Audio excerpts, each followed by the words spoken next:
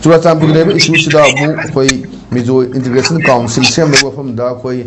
toan macet tana thol level from lak pasida da koi Kumuzamba Mete lega gi padadar aduga koi gi Churachandpur gi level mayam na koi phongdo level from se side di kari from thamining bud akoi tamu masi akoi gi kaino singsa Churachandpur da level akoi administrative kangu adagi level DC sing ko moi respected akoi gi yamna kaino tong official singsa moina sida khangada omdi akoi any demand ma community na ta communal sagat pagi kaino simadi moina always akoi gi khantharaga reject tawgada bane ba adi Mizo integration adu da aida kaino tawda sida akoi gi masigi sumba polam sing sidi maside lokthokadabne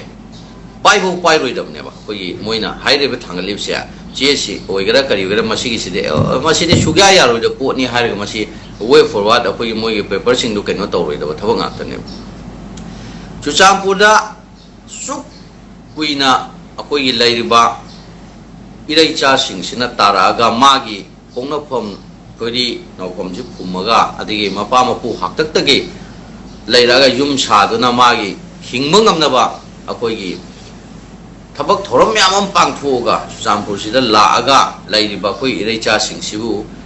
nongmada ikang khangodana akoi takhairaga tanthuraga kaino torga landaraga yum kai singsina hoji su loina ngasai tamona habigido dynamite thumuga thugaiba pillar sing achou chou badugi masi video footage hoji loi lerim proof aduga kaino singsi dozer na takhairaga ekta plain oina thamaga akoigi meitaina taba specific mafam singsi loina takhaira hoji mafam mami si tahana leiribse masi leiriba administration akoi leiriba deputy commissioner amdi superintendent police SP gi leiriba amadi central security force myam di mamang da thokhiba ngakta ba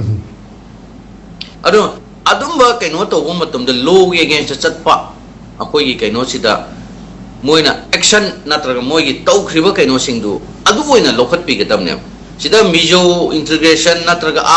zomi adu da hagi wafam du da moina official kaino ga tawda registration tawbagi adu da ga tawbusidi yamna langani amadi koi statement thopi gadamni hairiba Churachandpur ge kaino singsina masi akoi ge leiriba maitai lekai kumujam lekai hairiba kaino singsida akoi tarmiba akoi ge maitai singna taramba mafam singsida masida kanamtana natra kaino tor masigi thabak singse chathaba yaroi haina official statement oina thopi gadabne adu obitadi akoi kangup amagi marakta ngasagi amoina unkhatnagadaba amuk kaino tawgadaba nungainadaba kaino se masiji khara matik khara di kaino phagadra ina khanjai tamasmai